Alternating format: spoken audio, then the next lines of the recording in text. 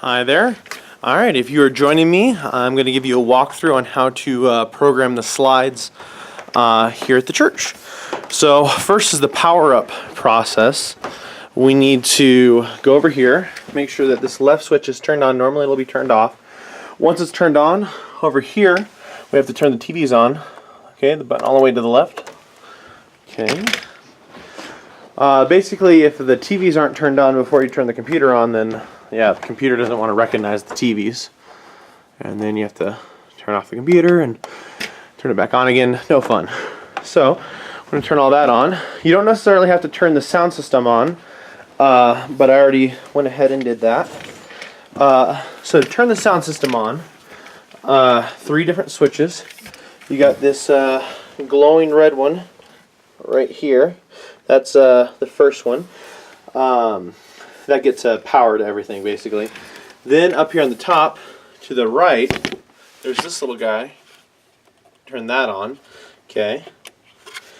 Then over here, this is the amplifier. It gets juice to the speakers so that the speakers are loud enough. Okay. Then you can do those before the computer or after. Then you turn the computer on over here. Okay. Takes a little bit of time to boot up, so hopefully I'll fast forward during this part for you. Get the camera set up. Okay, you're looking at the monitor right now.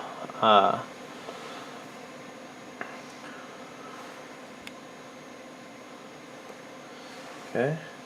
Now, before you do this, you should have a bulletin for the Sunday that you're going to program ready, or at the very least have the songs from the bulletin designer ready to go. Alright, it's on. We don't have anything top secret on this computer, so just the password is capital JESUS, Jesus. There's really nothing security risk, so I don't feel too bad about posting the password, just Jesus. If we ever do put anything on here security related or personal information related, we will change the password, and so the password Jesus will of course not work at that time. But for now, May 28th, 2017, it does work. Alright, so it's still loading. There's going to be a few things that pop up, but we don't have to wait for that. We can click on the start menu, find Easy Worship 6. If you're not familiar with Easy Worship 6, it's super easy, no pun intended. But the other thing is, like, we are super blessed as a church to have Easy Worship. There's a lot of churches in Gallup, our size, a little bit bigger, a little bit smaller, don't even have Easy Worship. They have PowerPoint slides, which are not flexible. They're okay. I mean, they're better than having nothing, but Easy Worship is so nice. So I just kind of mentioned that just so, you know, if you ever do get frustrated programming, because it'll happen, just realize like how blessed we really are that we have something this legit. Alright, so what I do is I have a template ready to go. I do open, and it'll say Service Template 2017. Oh, let me go back. Service Template 2017. Now when you're programming, don't save over this. You'll do Save As, so that the next person can start with the template and have something to work with. So we're going to do Save Schedule As, and then whatever your date is. So the date for today is, like I said earlier, May 28th, 2017. So over here, I'm going to put exactly that, May 28th, 2017. See, we got this almost 3 years ago, 2 years ago, something like that. And of course, I would just put like the first week of May. Well, the problem is, that was true in 2015, but then I started getting mixed up with 2016. So it's very important to put the date and the year. That way, if we have to go back to it to see what we did, we know. Alright, so what I have here for the default is I have a church background ready to go. This is just to kind of have as filler. If you want to do a different one, you can. I've made like 4 or 5 of these. A couple of them are little strobe, like flashing kind of thing, so we don't use those as much, and so we don't have anyone having a seizure.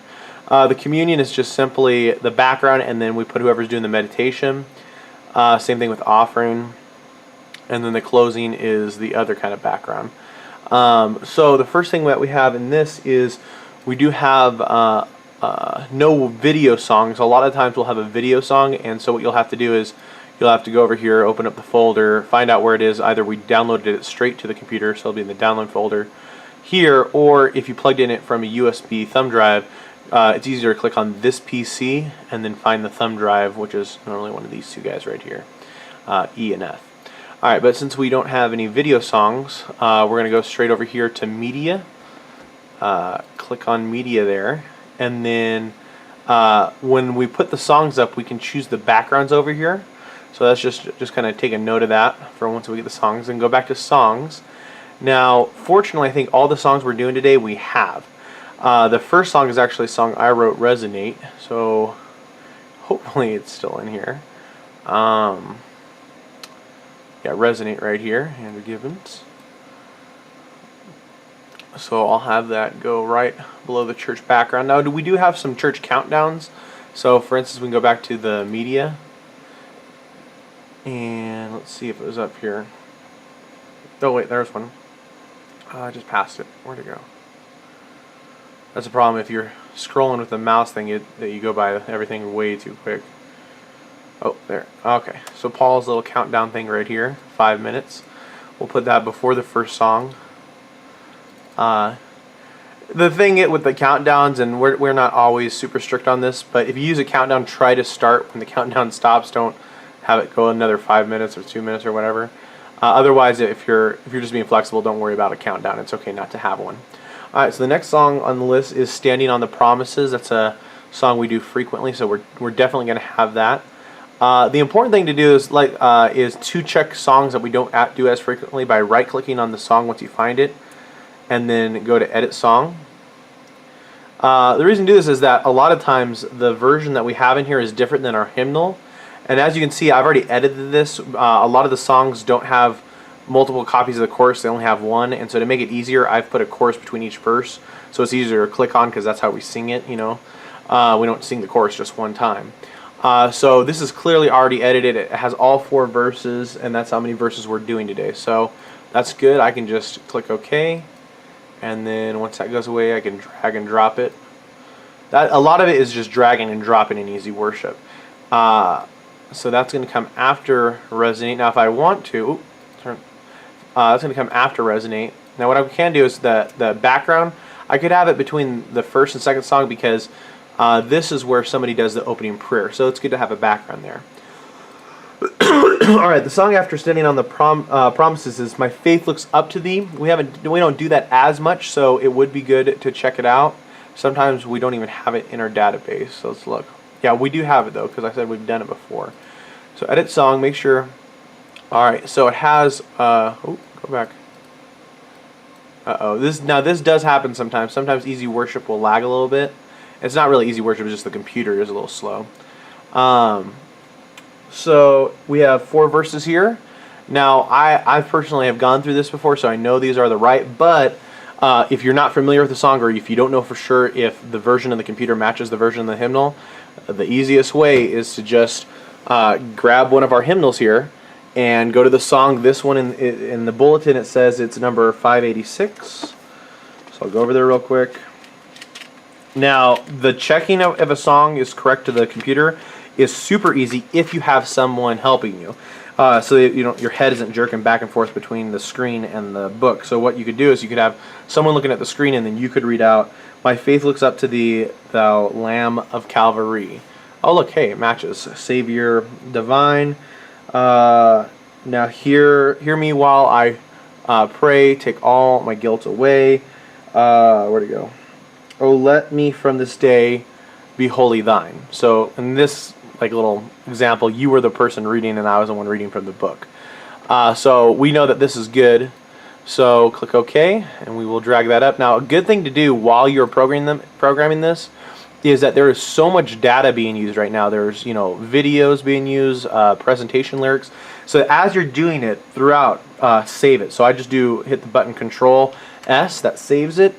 The other thing you can do is you can't just go up to the top and hit File and Save. It's not going to let me click it because I just did save it. And do that multiple times. That way, if, goodness forbid, if the computer crashes, then you don't have to start from scratch or start from the template. You're at least a little ways into it. So my faith looks up to the next song, Preparation for Communion, is Redeemed. This is another one of our songs that we do at least once a month, maybe once every 2 months. So I know that our version in here is good, but let's drag it over.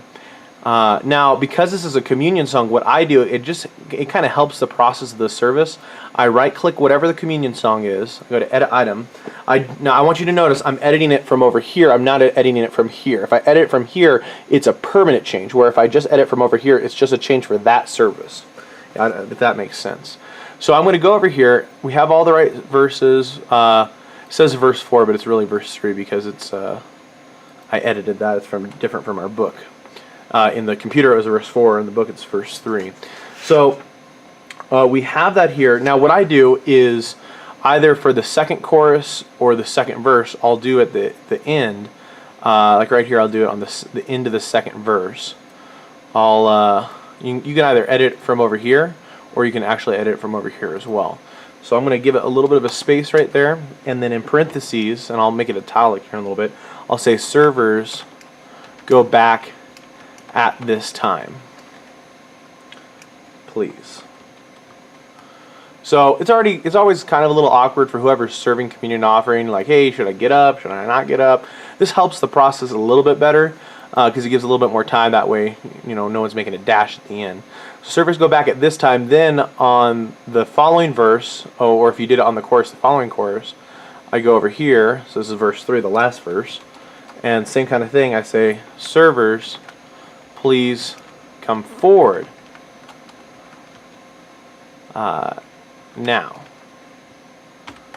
And then I'll italic that way. That way people sing, that, hey, I don't have to sing like servers, please come forward. Yeah, so it's just like a little note. And it helps whoever's serving or whoever would like to volunteer. So I'm going to click OK. Since I made an edit, I'm definitely going to save it. It's a little bit more work than just dragging and dropping something. That's what's really hard. If you have a service where half of the songs you have to type out, then you definitely want to be saving it so you don't have to retype it out. So we're gonna do something right now. The following song I know we have in our database, but just for educational purposes, let's say you get a song and it's not in the database at all, period. So what you're gonna do is first you got to make sure that you have an internet connection, which it's plugged into the Ethernet, so you're going to, and then you're gonna click on Web up here in the top left.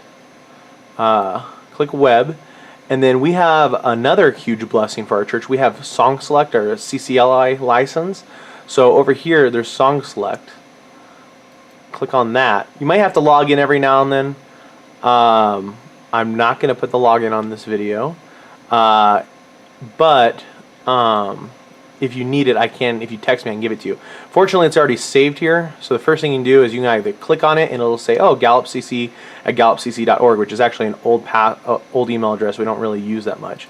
And once you click that, it'll fill in the password. So I'm not really too worried because whoever's watching this, whether you go to Gallup Christian or not, you don't know what the password is.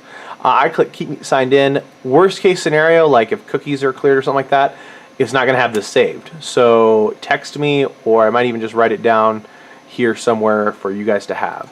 So sign in. This is super handy because we can just find the song and we can just download it rather than having to type out every single verse. So the song is Grace Greater Than Our Sin is the invitation song. Grace Greater Than Our Sin. Okay. So this is most likely the version. I'm going to go ahead and open up in our hymnal just to make sure it's the right version, because there are different versions of songs out there, whether it's hymn or contemporary. So that in the hymnal is 111.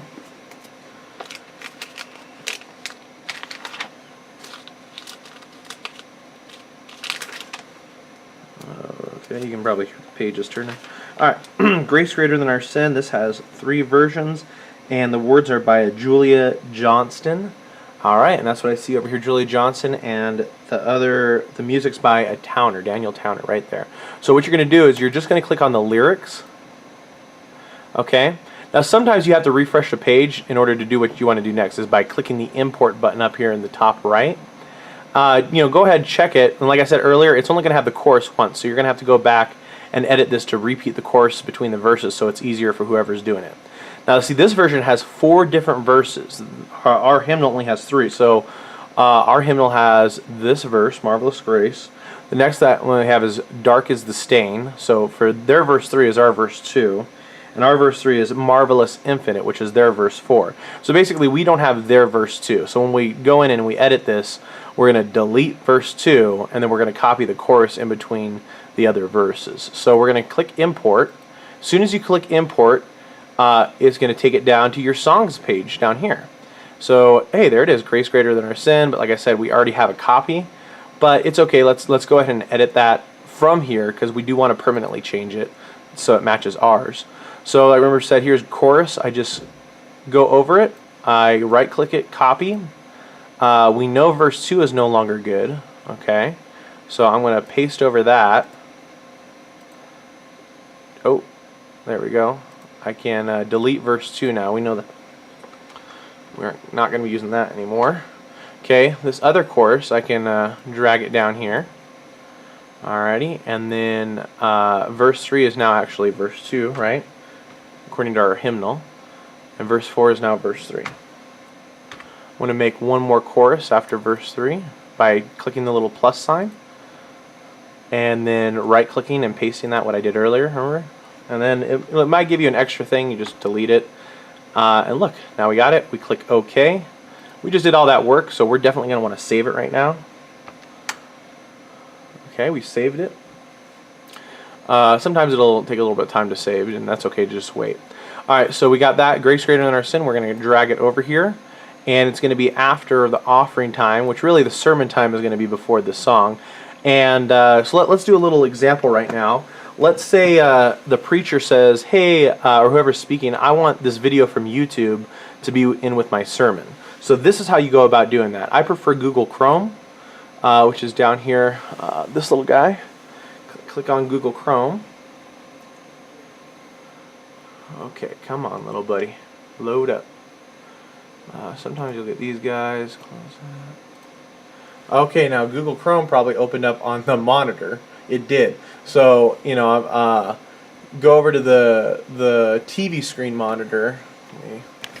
It's over here.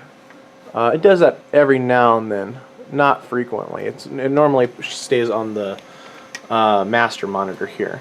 So you're going to have two tabs. In one tab, you're going to have a website called keepvid.com. Now you want to be careful with keepvid because there's a lot of spam, there's a lot of advertisers, and what they'll try to do is they'll try to trick you on clicking something that's not it. So that's why you need to pay attention right here so you click on the correct thing. So on Google, you want to find that video. So if a speaker wants to use a video, most likely it's going to be on YouTube. This really only works with YouTube. It doesn't work with others. So you go to YouTube. Let's say since the sermon today is on illustration, is on faith, we're going to look for an illustration on the faith. So faith sermon illustration. Normally the person will just have the title for you or even have the URL address. Just look it up. This is just for an example right now. So simple faith. Let's look at this. Let's see if this is something that we can use. When a coach puts together a team, he fills his roster with the strongest and the fastest. Politicians surround themselves with the most brilliant.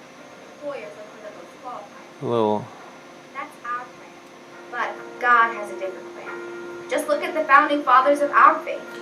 In Genesis, God chose Abraham, a 100-year-old So we're going to stop right here. This might even be something I actually use. I'll watch it later. So here on the keepvid.com website, you just right-click and paste that link in there. You can either press enter or click download. Now this might actually do it, so the spam thing I was telling you about. So it'll give you options down here. It's really important to click the right option. So anything, the quality or whatever, like if it says pro version, don't do that. It's going to try and trick you and get you to pay for something. You're not going to, but it's just going to be a waste of time. Normally you want whatever says max. That means it's going to be pretty good video quality. It's not going to be grainy on our big monitors. Anything under 480 is okay. Anything under 480 is not going to work because our screen's too big. It's not going to be. It's going to be all pixelated and stuff. Of course, you also don't want video only, or sometimes it'll do audio only. You want video and audio. So click the max. Now this is what's going to do it. Sometimes you have to right-click the download, and it'll say download link as or save as. Sometimes you can just click the download itself. Now it might do this. Okay, it didn't do that time. That's good. What sometimes happens, and it's just annoying. It's not gonna hurt the computer. Sometimes when you click download, it'll open up a new window, and it's just, you know, an advertisement or it's spam. Just close it out as soon as you can, so it doesn't waste any more of your time. So that just downloaded. We can close out Google Chrome now. We're done with it. So then you go back over here to the folder, and we're gonna go to Downloads, and By Faith, there it is right there. I'm gonna drag and drop it. Okay, bring it up over here to where the sermon's going to be. And then, of course, just play it through. Make sure that it downloaded correctly. Sometimes it doesn't download. And it's not really the website's fault. It's normally our internet fault. And the fastest. Quality. His Father's blessing. God choose us. Yeah. It's simple. The audio control, by the way, is over here. Okay. So that's how you do it. We're going to save it one last time. Now after I do this and I save it, I actually close out the whole thing and I reopen it just to make sure everything's saved correctly and it doesn't crash on us in the middle of service. That's the worst. So we got everything in there. We're going to close it out. Close that out. Open it back up and hopefully it's good to go. There it is. Open. We want to find our file, May 28th. And there it is. All right, thank you guys for tuning in. I hope this helped.